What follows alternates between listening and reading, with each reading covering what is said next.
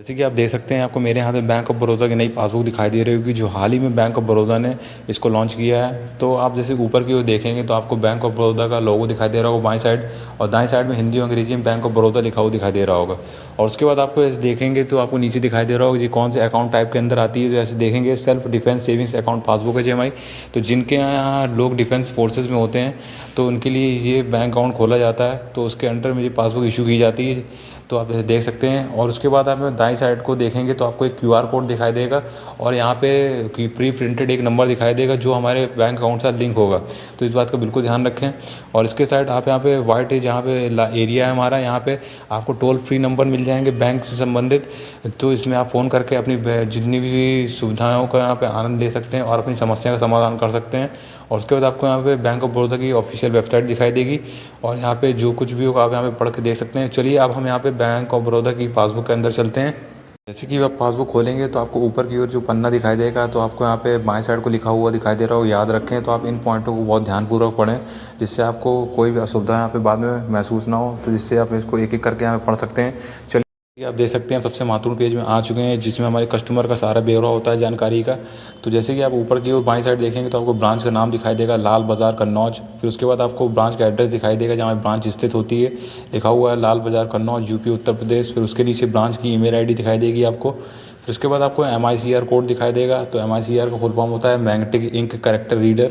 तो ये कोड हमें मिलेगा जब हम अपनी चेकबुक खोलेंगे, तो हमारी जो चेक के पन्ने होते हैं उनमें ये प्रिंटेड होता है। तो आप जैसे देखेंगे तो आपको उसमें आपको दिखाई देगा। फिर उसके बाद आपको यहाँ पे कस्टमर आईडी दिखाई देगी। जो हमारी कस्टमर आईडी वो आईडी होती है जिसे हम कहते हैं CIF SBI में। तो इसमें जो इलेक्ट्रॉनिक आईडी फॉर्म में एक फ़ाइल होती है जिसके अंदर हमारी सारी जानकारी हमारी इस खाते की होती है। तो ये हमारी कस्टमर आईडी के अंदर सब कुछ होता है। फिर उसके बाद आपको अकाउंट होल्डर का यहाँ पे अकाउंट नंबर दिखाई दे रहा होगा, जो हमारी बैंक खाता संख्या होती है, जैसे देख सकते हैं। फिर उसके बाद आपने देखेंगे नीचे अकाउंट नेम दिखाई दे रहा होगा, तो जिसका खाता होगा उसका नाम दिखाई दे रहा है, जैसे देख सकते हैं राधे श्याम। फिर उसके बाद आपको यहाँ पे एड्रेस दिखाई दे रहा होगा जो कस्टमर का, पुलिस लाइन कन्नौज। और फिर उसके नीचे आपको दिखाई दे रहा होगा नीचे लिखा हुआ नॉमिनी का नाम, तो यहाँ पे देख सकते हैं रमा देवी लिखा है। फिर उसके बाद आप हमें दाएं साइड को ऊपर की ओर आएंगे तो आपको ब्रांच का फ़ोन नंबर दिखाई देगा। फिर उसके बाद आपको नीचे दिखाई देगा IFSC कोड, जो हमारा यहाँ पे दिखाई दे रहा होगा। और उसको बाद आपको 5th कैरेक्टर यहाँ पे दिखाई दे रहा होगा कि इसमें जो IFSC कोड में है वो 0 है। तो IFSC कोड हमारा वहाँ तब काम आता है जब हम एक खाते से दूसरे खाते पैसे को स्थानांतरित करते हैं।